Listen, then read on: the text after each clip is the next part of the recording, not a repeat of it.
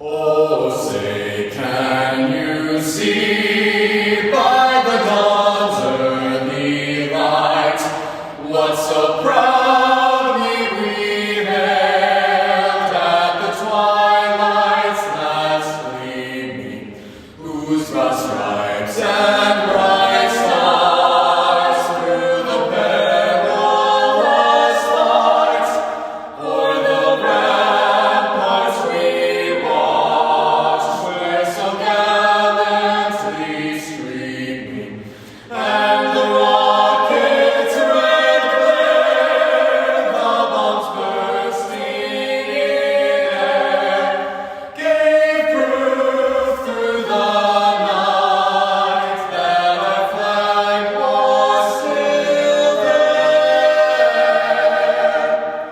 Oh, say, does that star-spangled banner yet wave o'er the land of the free and the home of the brave, the home of the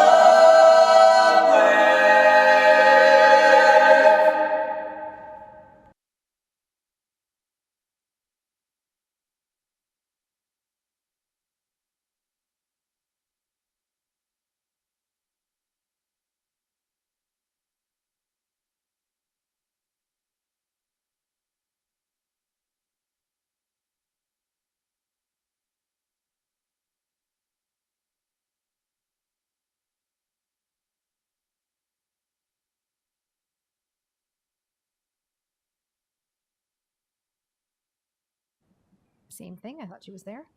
Director Poston? Here. Director Potts? Here. Director Ward? Here. Director Hayes, can you hear us? Yes, I can hear you now. I'm here. Thank you. And Director Beck, can you hear us? Now I can, thank you. Thank you. Thank you. Director Barnes, would you please read the mission and vision statement? Yes. The mission statement: the Davenport Community School District is dedicated to growing excellence in academics, the arts, and athletics for every child by ensuring the highest quality education in an environment shaped by our diverse community, preparing our students to be lifelong learners and productive citizens. Vision statement: education that challenges conventional thinking, prepares all students to compete in a global society, and inspires our students, parents, staff, and community to answer the question, what if? Thank you. Director Poston, would you read the guiding principles, please? Opportunity. We provide abundant opportunities to empower students to reach their full potential academically, creatively, and socially. Collaboration. We foster an environment that allows students, families, and community stakeholders to come together for the betterment of our students' education and future. Transparency. We share relevant and important information with our students, families, and the community to maintain open and productive communication. Thank you. Superintendent Schneckloff, would you please read the goals? Tonight's focus is goal number 1, to enhance student learning. Thank you. First of all, I'd like to say thank you to the student board members who showed up since you didn't have school today, but we appreciate it. Okay, so do you have a mic? Okay. My name's Lucy. I'm from West. So at West on Friday, all our fall sports and the band toured all the feeder schools, which was great for recruitment and getting everybody ready for our homecoming game on Friday. And then Bluegrass wanted to share that they're proud their school was ranked commendable on the Iowa School Performance Profile and improved in attendance growth, chronic absences, ELA growth, math proficiency, and science proficiency. Anything else? Nothing big that happened to you? What was that? Oh, I was also on homecoming court, and we celebrated homecoming court at the homecoming parade on Thursday, which was really fun. Hi, my name is Eden. I'm also from West. Hayes wanted to share that they have started their grade level meetings, which are a huge success for Hayes. Working with their community partners, the Davenport Elks Club, they invite families from each grade level to come to the building for a dinner and to hear info about the school. This is their third year of hosting these meetings, and they have gotten more and more family involvement. Wilson has their first big family event, which will be on October 24th, which is their annual trunk or treat that draws over 600 students and families. The special guest for that night is Officer Carter. And then at West, Wednesday night is volleyball senior night versus Central DeWitt. And that's all for me.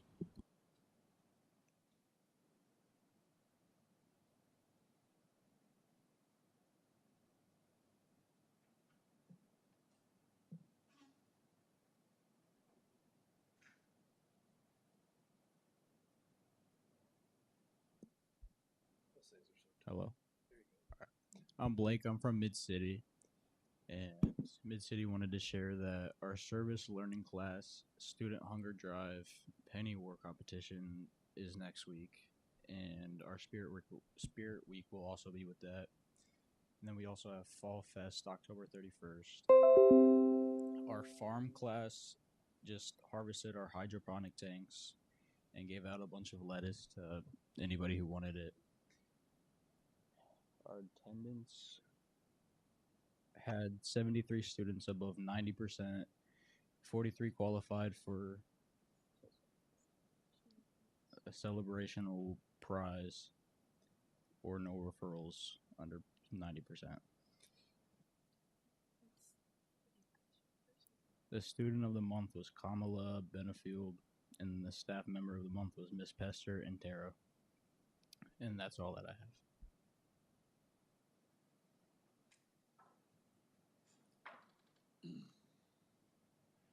Is that it? You don't have anything to add to it? Okay. Thank you. Next up, presentation, strategic plan update, cadence for data presentation. Yeah, so tonight, one of the things that we've been working on is a synthesis of all the really hard work that's going on in the district. We have organically put together really well done plans, but one of our goals is to get the district on a cadence of a strategic plan. And so Sarah and her team has been working really hard to accordion information from the cabinet back to a planning team to put together this document to help get us on a routine and a cadence of the district doing a strategic plan. This incorporates our current board goals, our future board goals, and at the very end, you will see a product that's been created by the Davenport school students. Our first run at our portrait of a graduate, and so there's also a colored piece here. I know Sarah her team had done some updates to the document, but just to give you an idea of what it looks like in color, I think they've done an excellent job incorporating our students into this plan.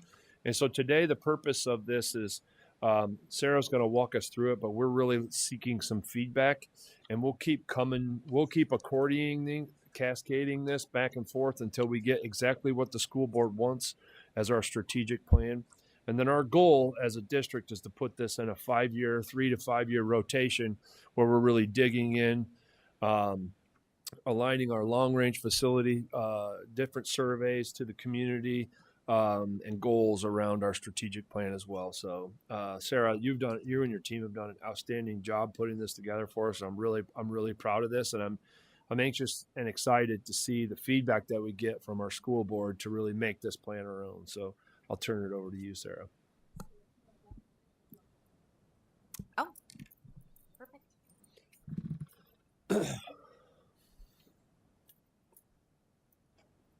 All right. Good evening. As Superintendent Schnecklas said, we're really trying to garner some additional feedback from the board tonight. The document that you have in front of you is a working document based on the discussion that we had at the Committee of the Whole meeting in August, where the board was discussing their strategic goals and priorities for the district. And as TJ mentioned, we really want to align the work that our staff is doing in our buildings day in and day out to the strategic objectives that the board has for this district. As the board members who set the vision for where our district is going, we want to make sure that our work is in alignment with those strategic goals and objectives that you all set. And so this is really a document that's meant to help cast that vision and provide that roadmap, both setting forth the strategic goals that we discussed in August, and then also providing a roadmap with some of our annual objectives. What are we actively working on this year that is pointing towards moving forward in each of those goals? So you will see on the second page, rooted in our mission and vision, 5 strategic focus areas. And these really came when we brought forth kind of a very, very rough draft for discussion in August. You'll remember there were 4 strategic areas. And based on the feedback that you guys have given us, we've expanded those to 5. So you'll see the first is excellence in teaching and learning. We want to have a focus on strong instruction and high expectations so every student is prepared to exceed. Opportunities to excel. We want to create and expand opportunities for students to go above and beyond so that they can discover their strengths and reach their full potential. That is the additional strategic focus area that we added with your guys' feedback in August. We had a lot of discussion on how are we expanding opportunities for our students to go above and beyond. We don't just want to get them to the bar of graduation. We want to provide a wealth of opportunities for our students, and we want to make sure that our students are taking advantage of those opportunities so that they're prepared when they leave our buildings. Connected with our community. We want to build strong partnerships with our community so everyone works together for student success. Support for every student. We make sure students have the support they need to thrive. And smart systems, strong schools. So we want to build strong foundations through good planning, clear systems, and effective operations so that student and staff can thrive. And again, all of these strategic areas are pointing back to the student. We don't build strong, efficient systems so that we have strong, efficient systems. We build strong, efficient systems because it helps the classroom, right? It helps students learning in the classroom. And so with that goal, everything is pointed back to how is what we are doing as a district as a whole, pointing back to our students and helping them thrive. On the second page, you'll see our Growing Excellence goals. This is one of the, there was an old version of our Growing Excellence goals in the colored version. So this is correct on the black and white version. I won't go through these because you guys are very aware of these. These have not changed. These are what is in our Growing Excellence plan. And then as we move into each of these strategic focus areas, you'll see that there's annual objectives. Again, I'm going to be completely transparent. This is a working document, and I'm not sure the black and white version is also the most recent because that should say annual objectives, not strategic focus areas down there.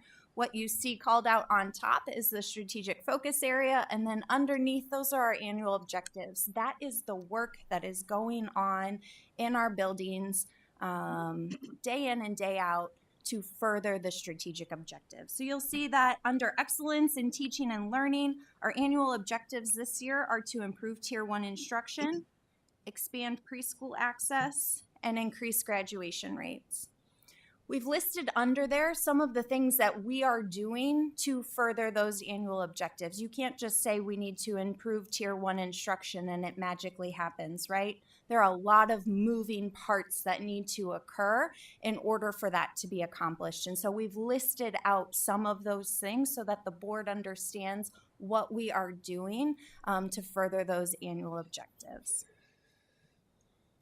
Before I pause and go on to the next strategic focus area, would you guys like me to go through the whole thing and then get discussion, or would you like to go through these one by one and discuss as we're going along? What works best for you? Keep going? All right. All right. Our second strategic focus area here, I can't move that, is opportunities to excel. So again, this is what was added after we had that discussion at the Committee of the Whole in August, there was a strong consensus among the board that we want to put more of an emphasis on all of the opportunities that we have for kids, not just to meet the bar, but to go above and beyond and to excel. That is very important to us as well. And we have a lot of things already in place to help students do that, and we want to build more. So the 2 annual objectives this year tied to that are increased college and career readiness through both our CTE course offerings and then expanded higher level course offerings. So things looking and exploring an honors diploma and increasing access to AP and college level courses for our high schoolers as well. And then you guys also spend a lot of time talking about expanding extracurricular access and participation. So it's one thing to provide access to students, it's another to find compelling activities that they want to participate in, and we need to have a keen eye on that. We know that student participation in extracurricular activities keeps students invested in their schooling. Students that are invested in extracurricular activities are often also invested in the classroom, and we know there is a correlation, and so we really want to bolster that effort. The third strategic focus area is connected with our community, building those strong partnerships, again, pointing towards student success. We know that we have a lot of work that we do within our district, but we cannot do it all alone. And our community partners are critical in making sure that we're meeting and addressing the needs of all of our students. And so implementation of Portrait of a Graduate is a key objective this year, working with our business community and our community at large, implementing that. And then increasing our volunteer and mentoring participation. This is something that has lied dormant in our district for a very long time, and we are now at a point where we are reestablishing our volunteer and mentoring engagement programs with the hope of getting students connected to volunteers and mentors, again, to add capacity to the work that our district staff are doing day in and day out with our students. Support for every student. We want to make sure that our students have the support they need to thrive. Our focus area, our annual objectives this year are to improve our chronic absenteeism rates, deploy MTSS district-wide, implement a teaming level at the middle school level, and implement the SEL curriculum district-wide. So again, these are focusing on the supports for our students, right? We know that a lot of our students need additional support in some way, form, or fashion in order to succeed. We want to make sure that we have the proper systems and supports in place for our students. We have spent a lot of work in this realm over the past few years. We've built a lot of really great systems, but that work is not finished. It needs to continue, and these are some of our objectives this year. And then finally, smart schools or smart systems, strong schools. This is really the business end of the district, right? The back end business function of the district is just as important as the instructional end because it helps support and provide the foundation for the instructional end. And so we want to make sure that we have high quality facilities for our students with our long range facility planning. We want to make sure that we're attracting and retaining high quality staff. We have some of the best staff around. We want to ensure that that continues to be so, and creating and implementing new recruitment and retention strategies to make sure that the best staff are available for our students. And then maintain fiscal responsibility. We have come, again, a long way in this area as a district, but it's not time to let our foot off the gas. There are a lot of unknowns hanging out there with enrollment and other things, and so we want to make sure that we're continually monitoring our fiscal health, utilizing forecasting tools to make sure that we're staying in a fiscally strong position. The last page is more just Portrait of a Graduate. Because I think this is a good summation of who we want our students to be when they graduate from the district. Everything that we are doing as a district is in service to our students, and this is our goal and our vision for them as they graduate. So I feel like this is a very grounding place to bookend our strategic plan. The second document you have in front of you is a data review cadence. One of the other things that we talked about in August is getting on a regular cycle of data review. And as a staff, we've gone back and forth in terms of what we want to put in front of you for data review and how we wanted to outline this for you. What we ended up with tonight for discussion with you is a high-level picture of the routine cadence we would like to get in terms of reviewing data with the board. One of the things that has happened in the past, through no fault of anybody, is that sometimes those data review cycles have felt untethered from the work of the district. We can throw any sort of data up there to talk about and discuss with you. But if it's not ultimately tethered back to your strategic objectives as a board, we're losing a lot of the meat of that conversation. And so the cadence that we are proposing to you tonight is kind of split into two different pathways that should complement each other very nicely. The first is a district core data review that we would like to do with you guys on a quarterly basis. This would look at academic achievement, both at the elementary and secondary levels. So our literacy and math achievement at the elementary level, our on track to graduate rates at the secondary level, attendance and behavior. Those three things are really our core data when we're looking at student achievement that we may need to make sure that we have a very crystal clear laser-like focus on and be reviewing them on a regular routine cadence. So we'd like to get into a cadence where we're doing that quarterly with you as a board. Also ensuring that from quarter to quarter, we're looking at the exact same data so that we can track and monitor progress. Then, in service of some of these other strategic objectives or annual objectives and strategic focus areas, we'd like to do yearly programmatic data review, right? Where we can call out specifically some of your annual objectives and do a deep dive into them. So you'll see down here, I've listed out some of them. These are not exhaustive. If there are additional programmatic areas that you want to make sure we're building into an annual cadence, we would love to get that feedback. But things like concurrent enrollment and advanced placement, having that conversation annually, where are numbers trending? Again, so our students are excelling. Our talented and gifted program, our CTE program, extracurricular opportunities, our graduation rate, and the Iowa School Performance Profile. So we think that the complement of those two data review cycles will hopefully create some robust ongoing conversation between the board and staff, but also tie that data review back to the goals that we're trying to achieve.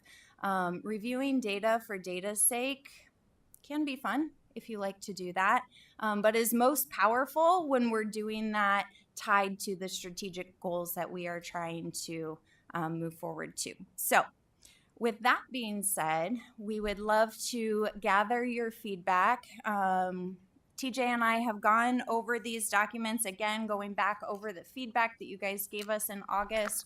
We hope that we have encapsulated that feedback well, but if there are additional things that we may have missed or didn't put quite a fine point on, we'd love to get that feedback, as well as your feedback on our proposed data review cadence.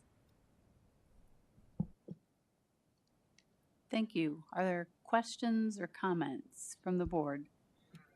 When would the quarterly data review cycle begin? Like, what would the first proposed date be?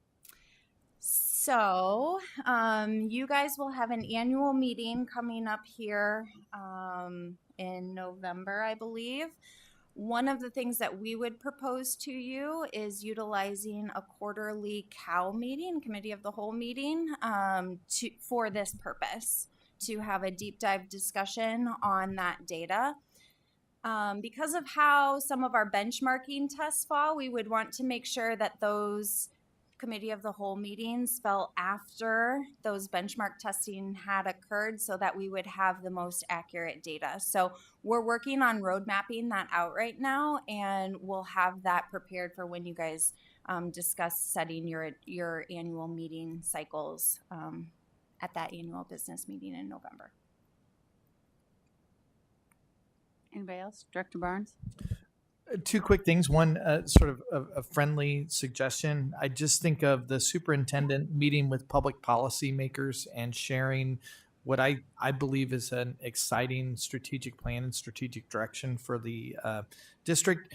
But I think spelling out all of the alphabet soup that is included in the plan is probably useful for people who are new to the district, as well as any external stakeholder who's going to see the plan.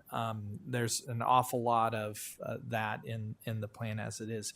The other thing is the yearly program data review. I would love to maybe add to that list college placement rates by high school, both 2-year as well as 4-year.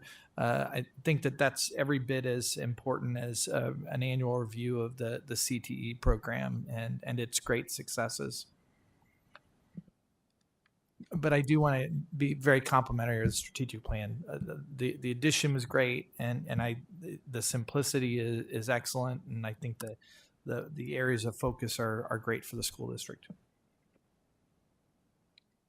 Director Beck, do you have anything? My only suggestion would be to add to Director Barnes's idea the overall AP percentage of AP scores at 4 and 5, just so we have something else that we can celebrate in our annual review. Otherwise, thank you guys for putting this together. We really appreciate it. Director Hayes?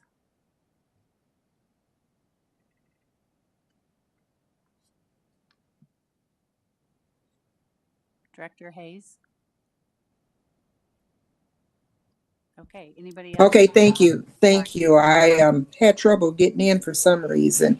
I too like Director Barnes' suggestion and to follow up on some of our seniors to see where placement is. One thing I did want to ask Sarah, though, I know we've only been here for 7-8 weeks now.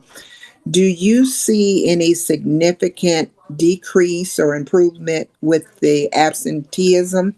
And if so, can you say where it's taking place with the littles, the middles, or high school level?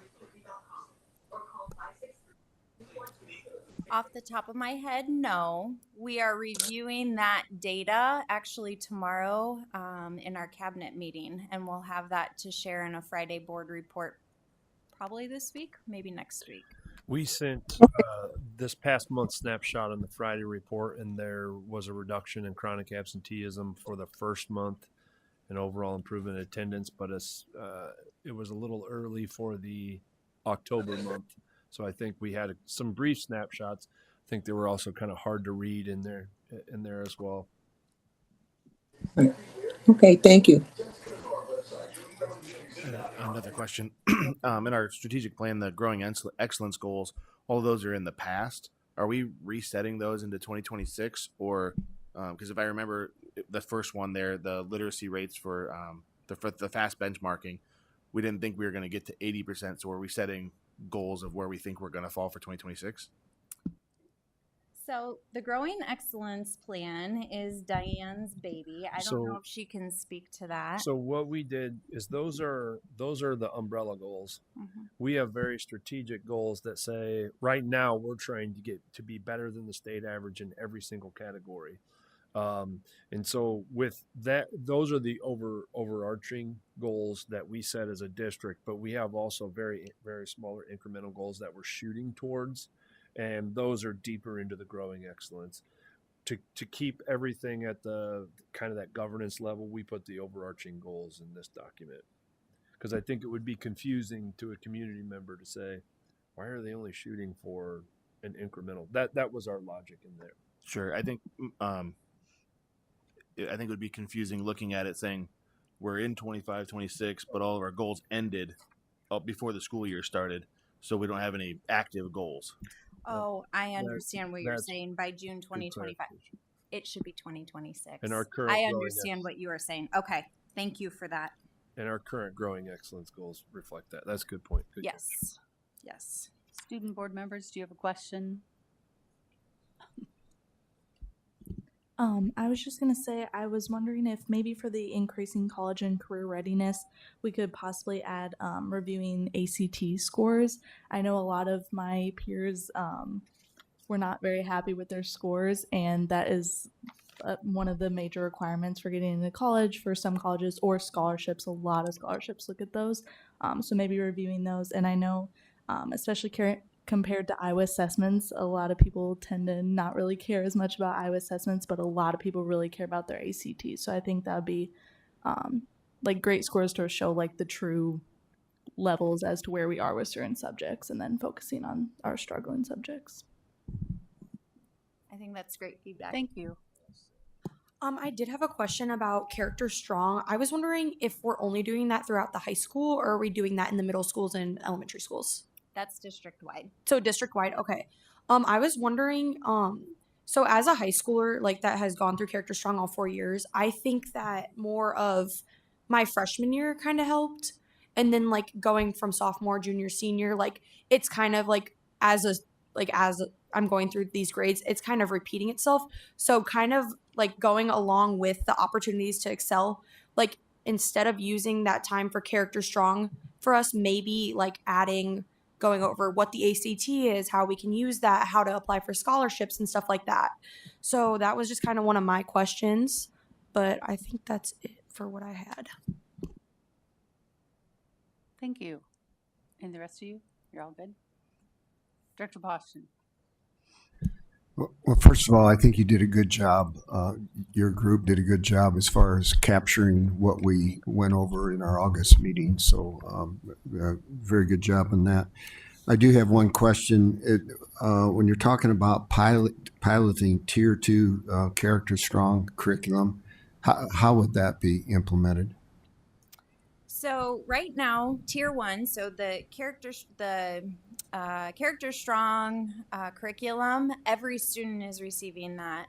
We have a few schools that this year wanted to pilot some Tier 2 interventions using that curriculum. That was at the principal's request, and so we are piloting that with them at their request, making sure that both their Tier 1 instruction of that curriculum is solid, and then using them as a pilot to see if that would be of benefit for the entire district.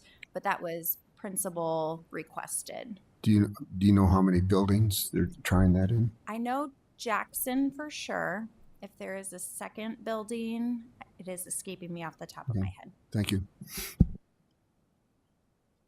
Anybody else? I have a couple things. Number one, when I read this over the weekend, too many acronyms, and I thought people would go, what is that? So anything that's 3 letters, explain it.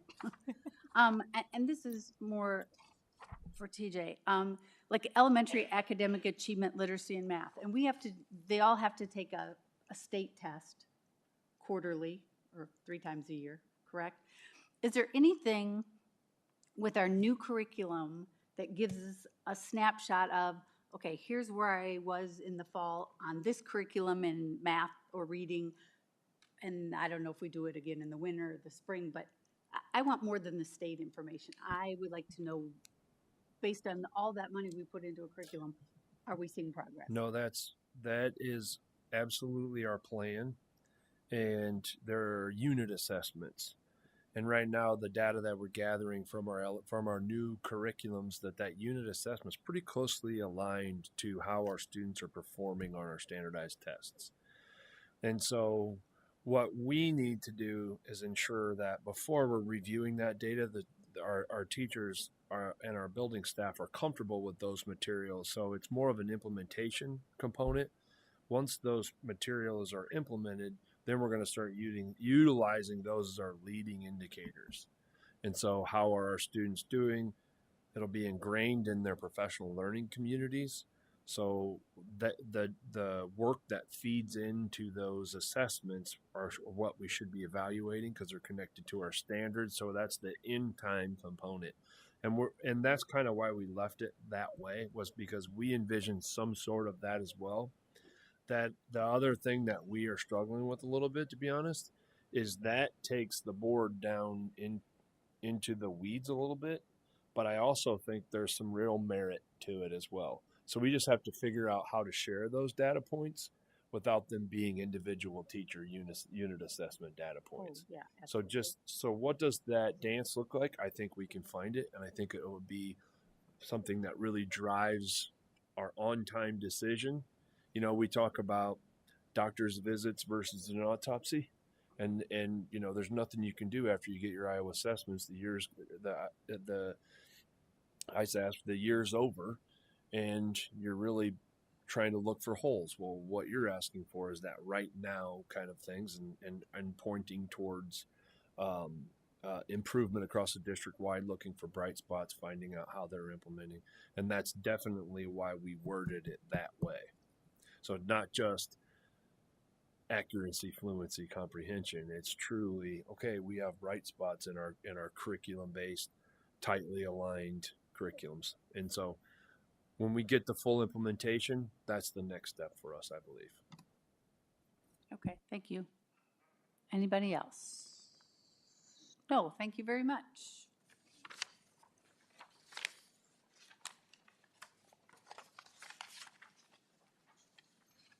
That's a good question.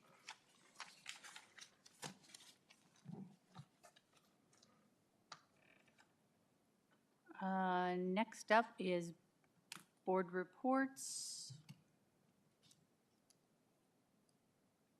Anybody? Director Beck or Director Hayes, do you have a board report? None at this time. None at this time. I would like to say thank you to Tiffany Stallcup. I went to Children's Village West last week, and it was a great experience. I left with a smile on my face because some funny things were said to me. But that is an awesome program out there. I'd not been there. But I did learn that I had white hair from some little kid. I'm like, really? Okay. Anyway, it was a great experience, and I want to thank Tiffany for giving me the tour. Anybody else? Okay. Open forum, Brenda, do I have any? No. Okay. I think you have one, didn't you? Oh, I'm so sorry.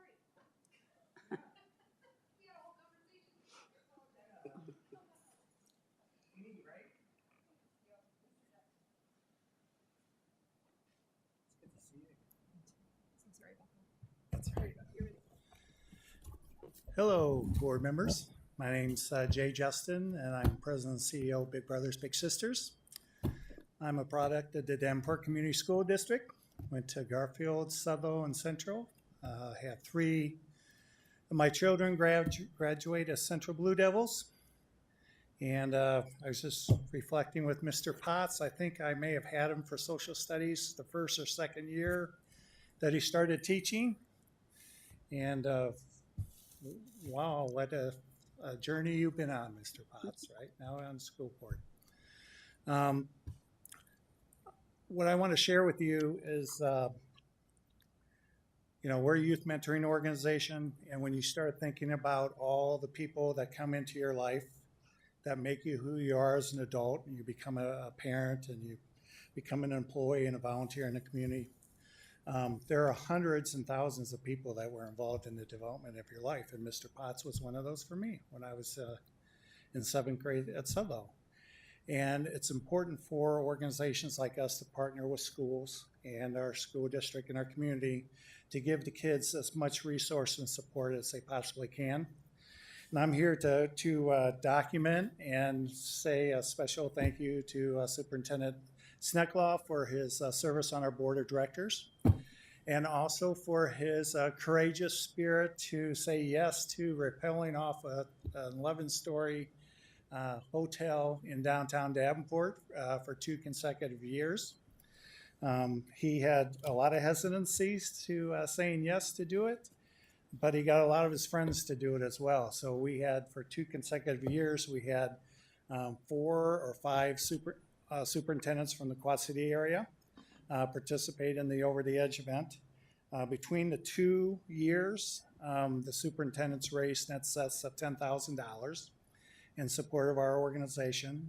Over the Edge is in its 8th year, and as an event, it's raised over $1 million that supports our one-to-one mentoring program throughout the Quad Cities. So I'm here to say thank you to Superintendent Sneckloff for all he does for our organization and for students in the Davenport schools and beyond. And I also just brought this to document that, he may say he's done it. Now he can show that he's done it. We created a collage that has him and all the superintendents part of it. You can see us, you don't really see it on the t-shirt, but that is a soaking wet t-shirt. That a lot of perspiration, a lot of water was given to him afterwards. But no medics or anything like that. So just wanted to present this to him and say thank you, sir. No, thank you very much.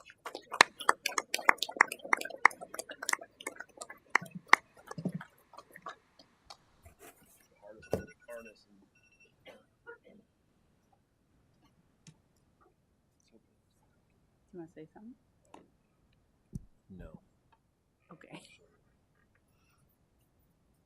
Next up, consent agenda.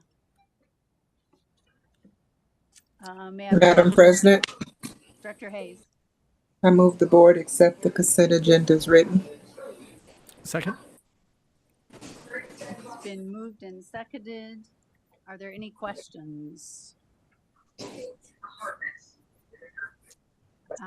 All those in favor say aye. Aye. Opposed, same sign. Motion carries. My computer. Next up is committee reports. Breaking barriers. None at this time. Thank you. Well, I do have one. Oh, okay.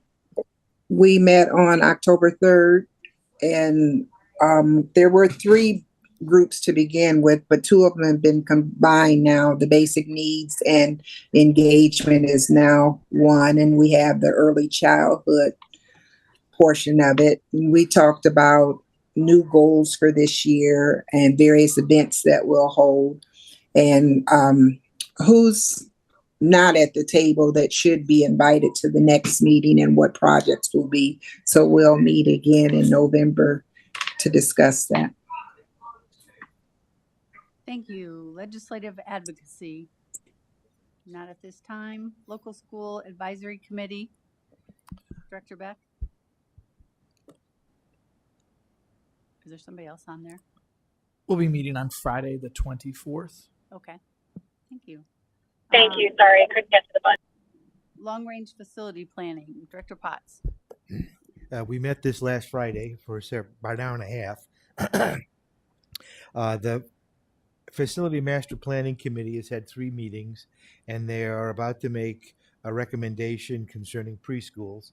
They were given a suite of possibilities, and they appear to be putting together a hybrid of what those possibilities were. The possibilities include a preschool in every elementary, regional centers, 1 center in elementaries, a whole, and they're crafting a recommendation there.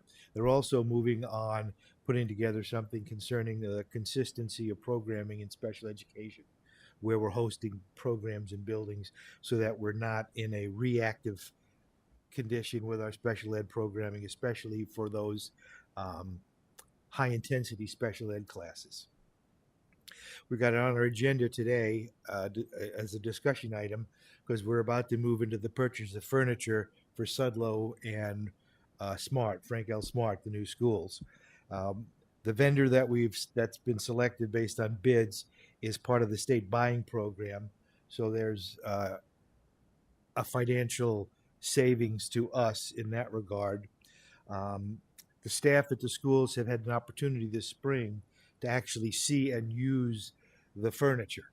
So it's not like they're looked at a catalog and said, oh, they actually had this furniture and interacted with it with students and staff. They're guaranteeing pricing. There's always a timeline. We order this furniture, and when it's delivered, And if we're ready for delivery, sometimes it involves having to store the furniture for us until we can accept it, because we don't have facilities to store the amount of furniture for 2 entire schools. This company guaranteed pricing, and they also guaranteed that there will be no cost for storage for us, which is, some of them were quoting like $22,000 a month storage fee. Some of the other furniture companies. Furniture is made in America, in the United States. The quote is about $1.8 million for the furniture. That's a lot of furniture. I mean, it's not like we're going to Bob's furniture store to get this stuff. But we're doing 2 entire school buildings. Very little of the furniture in the existing buildings is going to be utilized. Some of it may be, but this price tag is about my understanding, it's about $38,000 under what we had budgeted. So this seems to be a pretty good scenario for us. And as I say, it's a discussion item on the agenda tonight, and then we'll vote on it in 2 weeks. Thank you. Policy, Director Barnes. Policy Committee met a couple of weeks ago to do some of our annual review as well as revise some others, and we will have a couple of policies that will come before the board tonight to approve. And we will not be meeting again until I think January, the new February. year. So. Yep. Thank you. Recognition Committee, they're going to get together and look at the nominees that were submitted and figuring out who will be recognized in the next couple weeks. And Finance. We are meeting on Thursday. Thank you. Next up, items requiring action. School Budget Review Committee request for spending authority related to English learners EL deficit. Madam Chairwoman, Director Poston. move to approve the request to the School Budget Review Committee for modified supplemental assistance for the fiscal year 2025 English learner deficit in the amount of $1,403,657.71. Second. It's been moved by Director Poston and seconded by Director Potts. Are there any questions?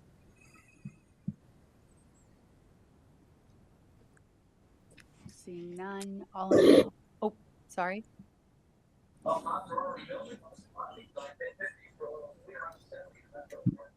Director Beck or Director Hayes, did you have a question? No.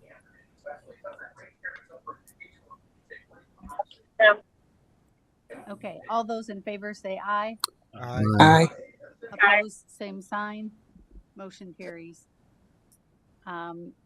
Next is the School Budget Review Committee, SBRC, request for special education deficit. Madam Chair, Director Poston. request to the SBRC for modified supplemental assistance for the fiscal year 2025 special education deficit in the amount of $9,445,430.53. Second. It's been moved by Director Poston and seconded by Director Potts. Are there any questions? I do have one question. Okay. Director Beck? Yeah, so I know this is money that we spend, we ask for the authorization to spend it every year. I'm just curious if we have seen a proportional increase in the amount we're requesting relative to the total number of students we have, particularly in the last couple of years since open enrollment and the voucher programs were implemented. It's not the number of students as in the level of students. So the change in this has greatly to do with students going from level 1 to level 2, which increases the need of the students. But there are also categories of this that, you know, we're going to be putting systems into to ensure that we are utilizing our resources to the maximum capacity. That's a good question. And so are we generally, I mean, I know over the years, student special ed needs have increased over, you know, the last decade or whatever. Are we seeing any, you said it's not that the number of students needing special education is increasing, it's that we're seeing students who need more intense services that's increased? Correct. Okay, thank you. Any other questions? Seeing none, all in favor say aye. Aye. Opposed, same sign. Motion carries. Next up is the annual review of notice of non-discrimination, continuous notice of non-discrimination, and annual review of 504 student and parental rights. Could I have a motion? Madam President, Director Potts. I move to approve the annual update of Administrative Regulations 102E1, Annual Notice of Non-Discrimination, 102E2, Continuous Notice of Non-Discrimination, and 102E3, Annual Review of Notice of 504 Student and Parental Rights. Second. Been moved by Director Potts and seconded by Director Barnes. Are there any questions? Seeing none, all in favor say aye. Aye. Aye. Opposed, same sign. Motion carries. Next up is the purchase of replacement desktop computers. May I have a motion? Madam President, Director Potts. I move to approve the purchase of 80 desktop computers in the amount of $73,200. Could I have a second? Second. Been moved by Director Potts, seconded by Director Barnes. Is there any questions? Seeing none, all in favor say aye. Aye. Aye. Opposed, same sign. Motion carries. Next up is the change order sod versus seed central baseball field. May I have a motion? Madam President, Director Barnes.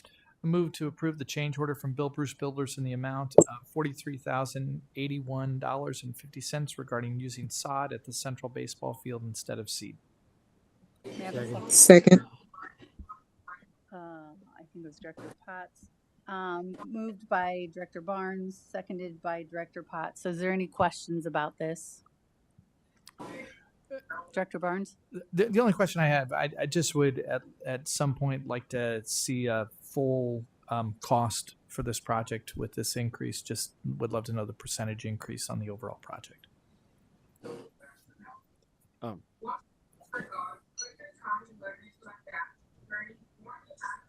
Do we have that right available? Nope, we'll get back to you. I had a question in the memo. It said that this was an owner requested change. Who would be defined as the owner? It'd be me. I mean, I'm taking directive or asking for the change. Got it. Thank you. And just for clarification, we did have a discussion at our long-range planning meeting.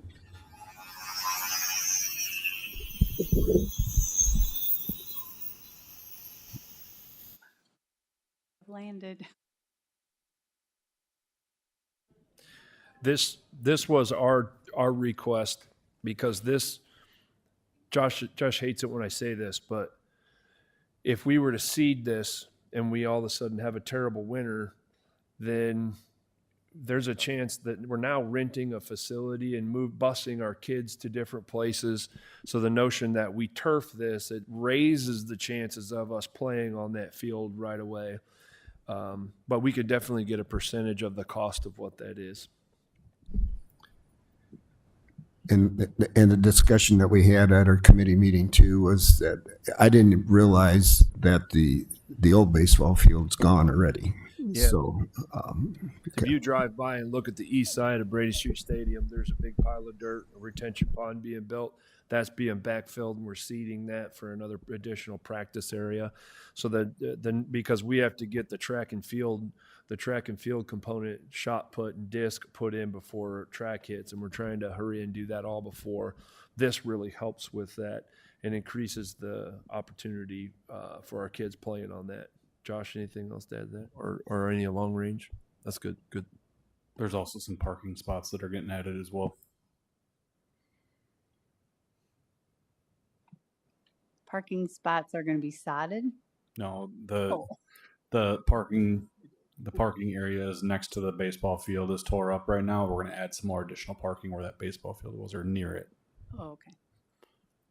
I say that because back in the day, we actually did park on the sod in the field and lost a muffler or two over it.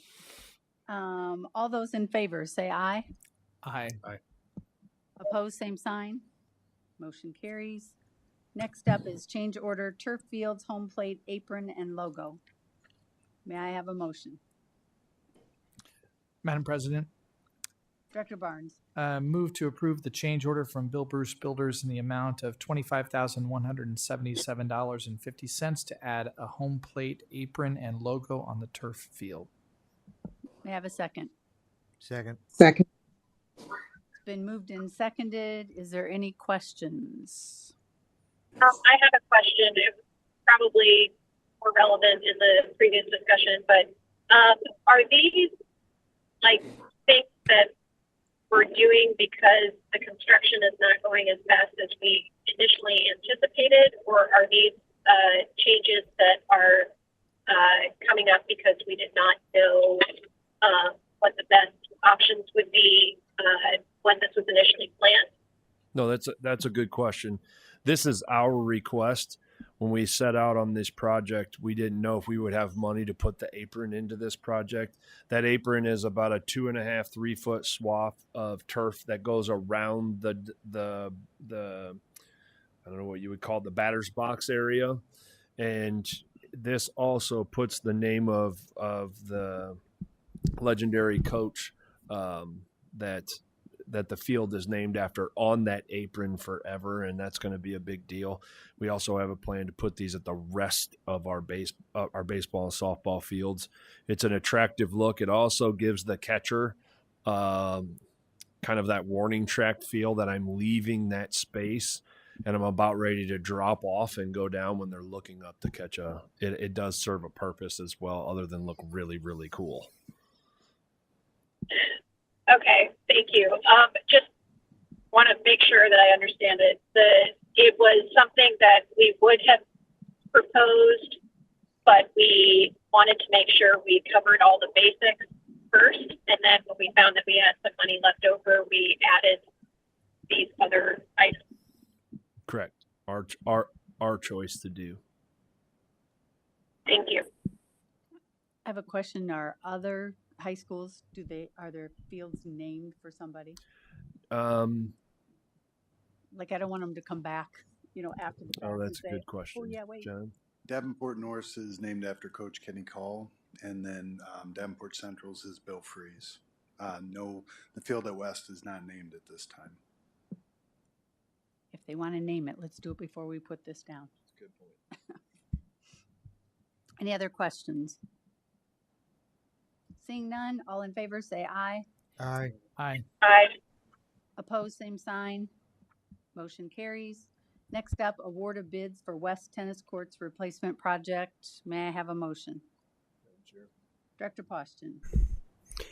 Move to award the West Side Tennis Courts Replacement Project to the lowest responsive bidder, Valentine Construction Company, in the amount of $886,000. May I have a second? Second. It's been moved and seconded.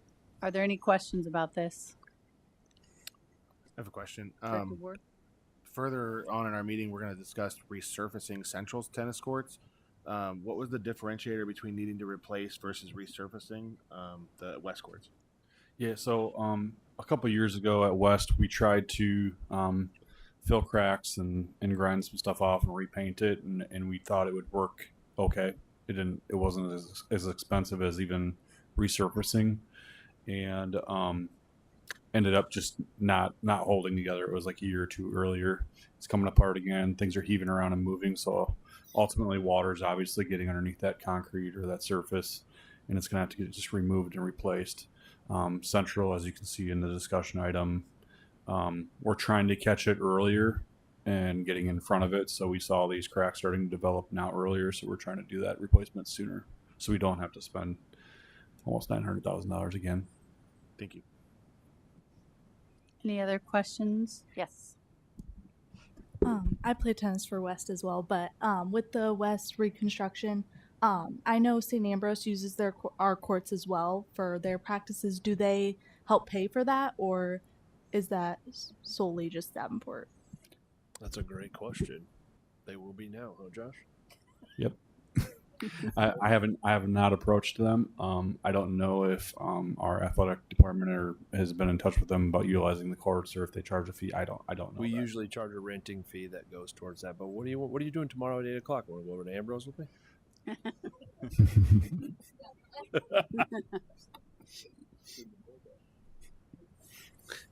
Any other questions? Thank you for that input, though. Seeing none, all in favor say aye. Aye. Aye.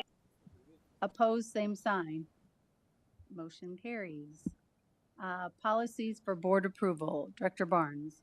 Madam President, we recommend that the board approve the following policies: 401.01, 502.07, 504.09, 506.02, 506.04, 507.02, and 507.05. Thank you. Could I have a second? Second. Second. It's been moved and seconded. Are there any questions? Seeing none, all in favor say aye. Aye. Aye. Opposed, same sign. Motion carries. Next up is the 26-27 course guide. Tonight we have Diane Campbell, Mike Vukovic, and John Flynn doing our annual course guide review. This is the first step in really establishing the cadence for the entire secondary programming and staffing. So you guys, thanks for your hard work on this. Diane, I'll turn it over to you. All right, thank you for having us this evening. The course guide for the 26-27 school year, the draft version is available, and most of the changes are technical updates. Those technical updates would include things like the code, course name, SCED codes, making sure that the SCED codes are aligned with RAI, and that type of thing. The process that we're going through this year, so in the past we've had just 2 meetings, one in the fall, one in the spring, to take a look at the course guides, typically with counselors and a few members from Learning and Results Department. And we hit on something last year with the high school implementation team. And so we are in a cadence to meet on a very regular basis. And the high school implementation team includes counselors, schedulers, building leaders, building principals, as well as district leaders. John, myself, and Mike attend that meeting. And through that, we are going through the course approval process. And so any changes made within the course guide go through that process and go through that team for any updates that are needed. And so we are in October right now, so we'll be wrapping this up with the final approval October 27th with the second read. And then in November, we'll turn around and start the process and opening it up for the 27-28 school year. So it's kind of hard to believe that we're already thinking about it that far, but that'll put us in a really good position with teachers being able to fill out information for that 27-28. So that just gives you a little bit of timeline and background.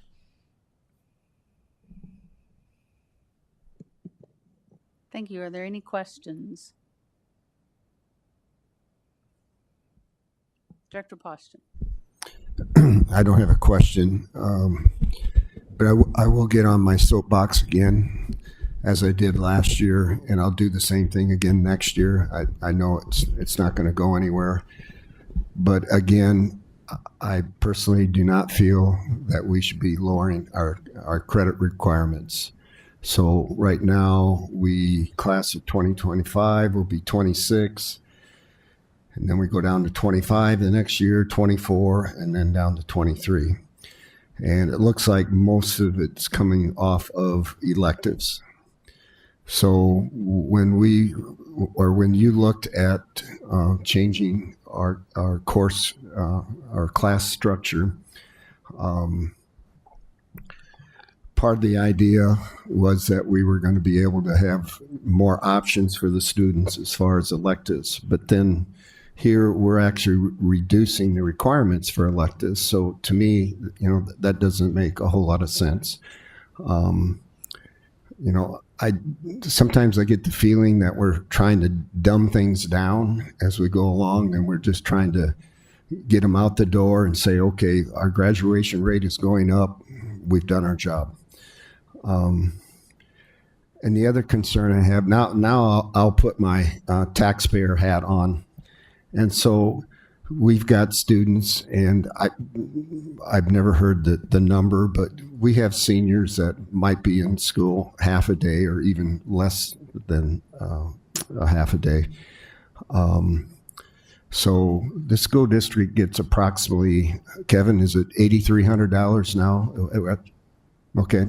So $8,300 from the state for every student. Now, to me, a student that's only there half the time, I think we're taking advantage of the taxpayer. And so anyway, that's where I'm coming from, and that's how I feel about it. I realize there's probably not any changes going to be made, but again, I just want to voice my opinion on it. Thank you for sharing. Go ahead. Sharing those thoughts, and I just want to respond with a couple thoughts. And the first one being, when we did the percentage comparison of the number of minutes that students are in class and credits that they're earning, and that comparison was right within that range compared to what they were within a block schedule. And so I can pull that back up again to give you the exact percentage of the courses. So even though the credit requirements are going down, when you look at an 8-period class schedule, that percentage of credit earned is very, very close within what it was previously. And then I know with the senior schedule, that is something that we have had ongoing conversations with at the building level and with counselors and even students. And it really does come down to a very individualized path for students. And there are some students that have other responsibilities, or it's an opportunity for them to increase their courses that they're taking, as well as jobs that they're going into, or internships and those types of things. And so I think for us, it's more about those conversations to make sure that students are developing that future ready path that's individualized to them. We also have students that are needing to take care of siblings, or offer support in a different way. And so we really, again, to your point, how do we make sure that that senior year is capitalized to the best ability possible for each student to meet their needs? And I agree. I think that's really important. And does that mean a full schedule, 7 periods? It might mean a lot of different versions of that. And I've asked this question before too, and haven't really got an answer. But with the reduction of the requirements of the electives, at some point down the road, aren't we going to have to reduce staff? There isn't a staffing implication on reducing the credit requirement on that. No. So you don't think that'll happen? I do not see that. But okay. Yeah. Is there anything else? Okay, I have several. First of all, on page 1, that's how closely I read this. It lists ILDs. Ben Driscoll needs to come off that page. The next one, you have adventure education, which I think is awesome. Canoeing and kayaking and ice skating for PE classes. But it's a 45-minute, 45 or 50, I don't know what your periods are. But you have to drive yourself. And I would assume if I'm doing kayaking or canoeing, I would have to drive to Westlake.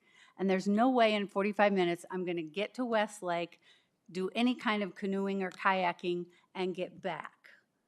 So it seems to me that definitely should be a block class because it's not at the high school. It is off campus and probably far, far away. So I really think we need to look at that because I would have loved that class. But if I can't get there and if I don't have enough time and I'm only in there 10 minutes, it's not worth my time. That's JROTC is only at Central. We used to have it at least 2 of the high schools. What happened? A couple of years ago, excuse me, we had our Marine Corps ROTC at Davenport North. Our instructors retired. At that point in time, we couldn't find staff to fill that. Ended up merging those into the Army JROTC at Central. Okay, thank you. There's a tag course. There's actually several of them, and one is no credit. Why are we offering a tag course for no credit? Then the others do have credit.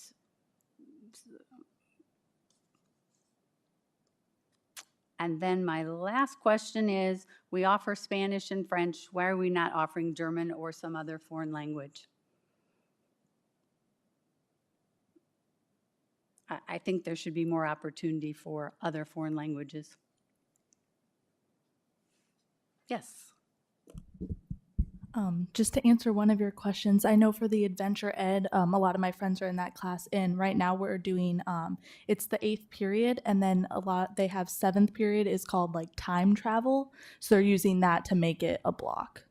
So, but also a lot of my friends had their 7th period was like a class that they really needed to be in, so they're really struggling with that because they would be people are already hiking deep in the woods by the time they get there. So a lot of people, it's working out if they have the time to get that time travel period, but others do not. Yeah. Yeah. So somehow we need to fix it so people don't have to struggle to do that class. Have you taken it? Okay. And that's all my questions. Anybody else? I just had one. I noticed that Mid-City has the option for online classes. When you're talking about flexible schedule and meeting the needs of the students in the other high schools, do we have options for online classes at any of the other high schools? We do. So all of the students there is the option of online when needed, and they go through Mid-City. So even though it says Mid-City, they could be potentially a student from Central, West, or North. Anybody else? Yeah, I have a couple questions. First of all, I'd like to echo Director Poston's concerns with the credit numbers. I have found that if students aren't required to take electives, sorry, this is a little bit different, that many of them aren't going to do it. So I would encourage the district to think about requiring that. I agree that there should not be students who don't have to take a full load. I think it's extraordinarily rare that a student absolutely has to do something else in the day. That being said, they should be able to make that case if they really do need to have half a day free in their senior year. But it's my feeling that if it's not required, students aren't going to take a certain number of electives. And if we really want them to be future ready, they need to have a broad base and explore things that maybe are a little bit outside of their comfort zone. Just my 2 cents.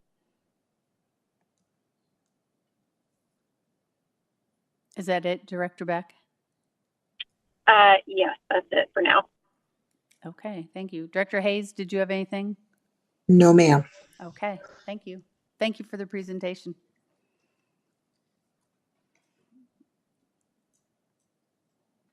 Next up is the discussion on Central High Tennis Courts Resurface Project.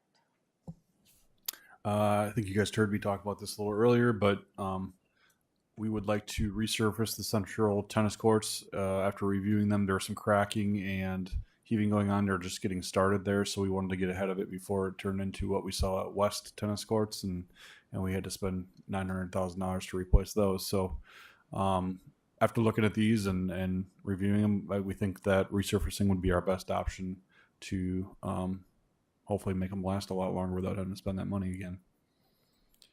Any questions? Director Poston?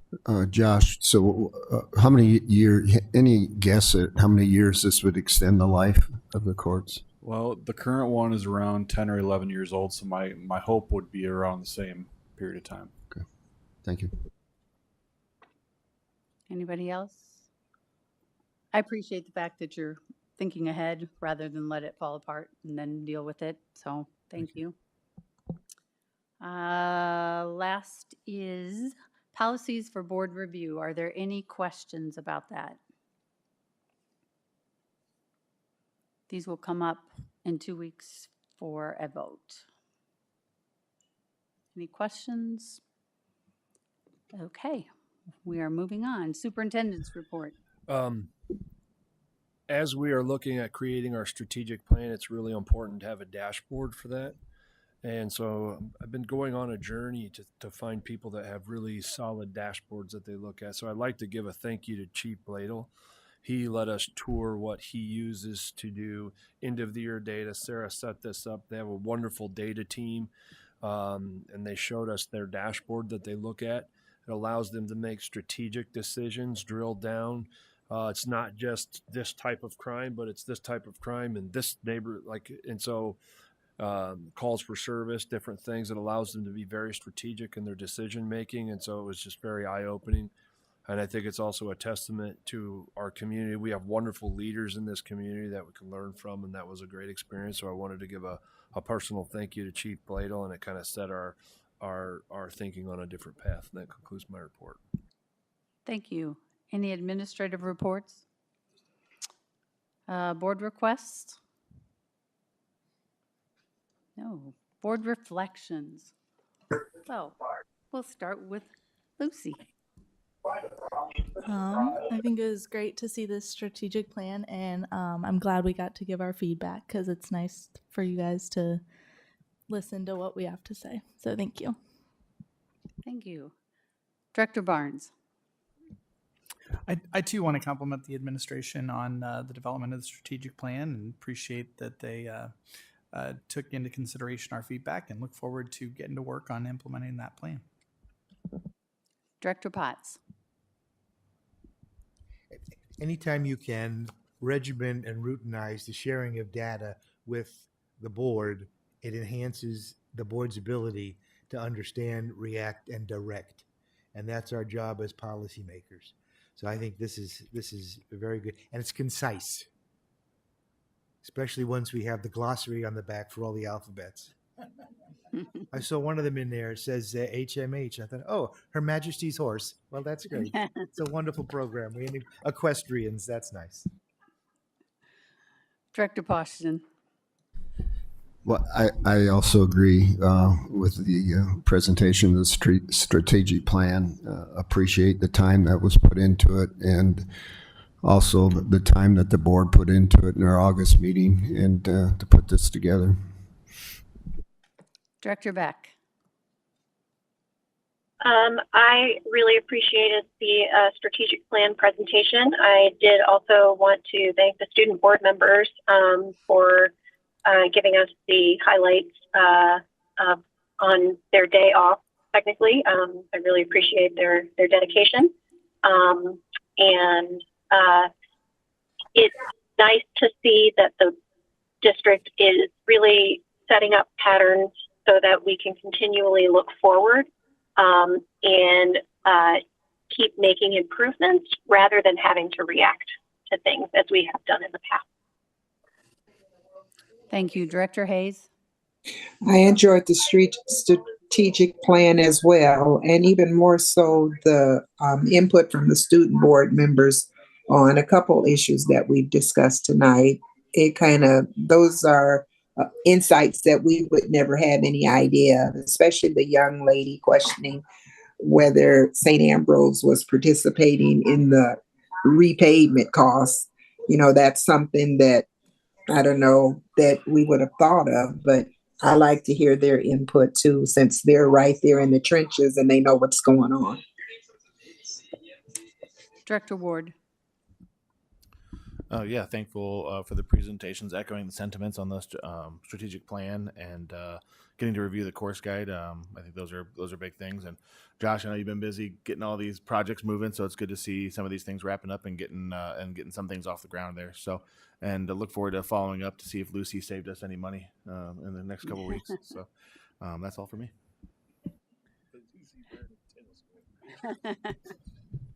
I echo the sentiments, but I also, I'm starting to see in a lot of areas where our district's looking up to the horizon. So to see our operations people say, if we don't do this with this one, it'll end up costing us $800,000.